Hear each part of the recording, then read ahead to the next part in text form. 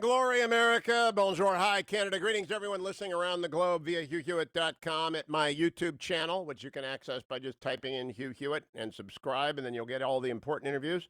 I am beginning this Thursday, April 16th, 2020, in the year of the plague, broadcast second hour with General David Deptula, Lieutenant General, United States Air Force, retired.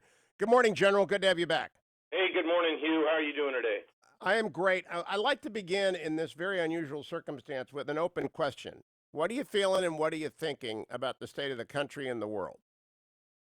Well, that's that's a pretty broad question. Clearly, the United States and the rest of the entire world are focused on the impact of the COVID-19 virus, which originated from China. So I think on balance, at this point in time, particularly in the United States, people feel like it's not the end of the world, that while it has a significant impact, we need to deal with it and get on with life. So I get the perspective that most people are looking forward to reopening the economy, as well as getting back to a new normal, if you will, because I believe that folks will take a different perspective in the future than they have in the past with respect to being attentive to impacts that things like this virus have imposed on our societies. Yeah, I always believe that societies revert to the norm, and the norm moves very slowly in one direction or the other. And I remember the Jonas Salk vaccine when I was a kid. You're too young to, but if you get a polio vaccine, you go back to the swimming pool. The moment they figure this out, we'll spring back. But in the meantime, we learned an extraordinary thing yesterday, General. I want to play this clip for people who have just come in. This is an exchange in the Rose Garden yesterday. It wasn't carried on cable news. They had cut away. I can't understand that. But this is with John Roberts of Fox and the president, cut number 18. Better. John, go ahead. Mr. President, multiple sources are telling Fox News today that the United States government now has high confidence that while the coronavirus is a naturally occurring virus, it emanated from a virology lab in Wuhan, that because of lax safety protocols, an intern was infected, who later infected her boyfriend, and then went to the wet market in Wuhan, where it began to spread. Does that correspond with what you have heard from officials? Well, I don't want to say that, John, but I will tell you more and more we're hearing the story, and we'll see. When you say multiple sources, now there's a case where you can use the word sources, but we are doing a very thorough examination of this horrible situation that happened. Go ahead, please. In your many conversations with President Xi, Mr. President, did you ever discuss with him State Department concerns about lax safety protocols that had been reported to the State Department from the embassy in Beijing about that laboratory? I don't want to discuss what I talked to him about the laboratory. I just don't want to discuss it. It's inappropriate right now. General Deptula, there are more than 2 million cases around the world. World GDP has plummeted. In fact, the IMF is out this morning saying Asia's growth is going to grind to a halt for the first time in 60 years. American unemployment is soaring because of a Wuhan lab. That ought to change the axis of the world, ought it not, and how it views the PRC? Yeah, it should, Hugh. I mean, the Chinese and the leadership, the Chinese Communist Party, would do themselves good if they just come clean and become transparent and talk about what happened. But here's the problem.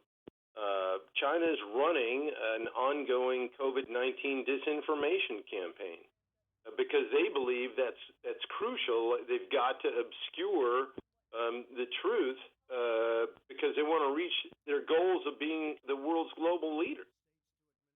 So their objectives in this global disinformation campaign are first for the Chinese Communist Party to remain in control of the Chinese people. They've got to show their strength and success in this crisis. Second, their objective to become the world's economic leader resides in the success of their Belt and Road Initiative. And both of these objectives would be put at risk if the COVID-19 story ends up being written that China deceived the world by holding back vital information on the outbreak. So transparency and finding out exactly what happened is extraordinarily important not just to reconsider history and get the history right, but to send lessons to all the world's nations in the future that if something like this happens, it's extraordinarily important to get out accurate information as soon and as rapidly as possible, because only in that way can other nations who will ultimately be affected take action to do their best to protect and prevent the consequences of an early outbreak.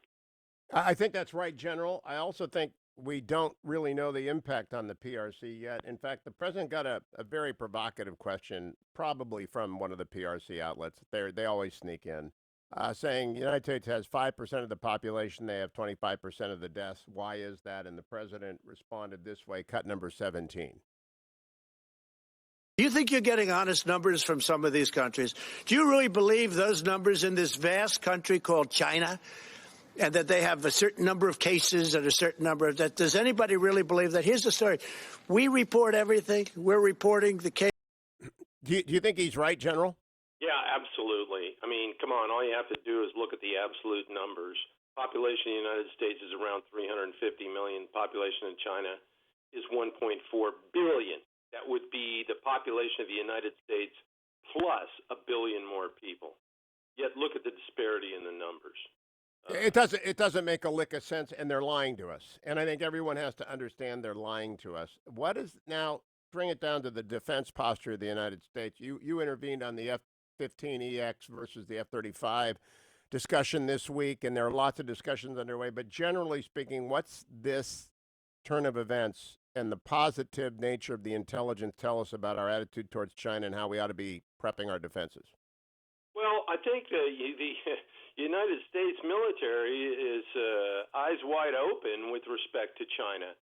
The most recent consequence of that is late last week, you saw the U.S. Indo-Pacific Command commander come out and request an additional $20 billion in spending between FY21 and 26 to regain the advantage in the Pacific. And so that's extraordinarily important because we need the resources to meet the overarching strategies in the region. With the U.S. and China are locked in a strategic competition, period, dot. How would that 20 billion be deployed? It seems like such a small number compared to 2.2 trillion, which we just spent. What does the 20 billion buy, and why in the world wouldn't we buy it? Well, you're exhibiting the frustration that many in the military have had for many, many years. The money would go into the kind of first priority would be missile defenses. Everyone understands the extraordinarily high number of missiles that China has pointed at all the U.S. bases and allied bases in the Pacific. So missile defense is priority number one. The other areas of investment include the ability to rapidly deploy and do it in an agile fashion. So installation of logistics and support, as well as munitions that are dispersed around a variety of areas to complicate the situation on the behalf of the Chinese is another area of investment, as is the importance of ubiquitous and seamless sharing of information among all the service components. So those are three broad areas where this money would go to. All right, now, General, I want to close by telling you I have a column on the front page of the landing page of the Washington Post right now about the first line of the responders in the nation's hospitals and medical services and ambulance and even cleaning staffs and cafeteria staffs in these hospitals, that we ought to reward them. And I thought maybe we'll make them eligible for the GI Bill. I'm not a military guy. I got family in the military, but I'm a civilian. What do you think about that? Well, on the face, having just heard of this, it's not a bad idea. I mean, it's one that would require some study, but it is something that would go a long way to recognizing and providing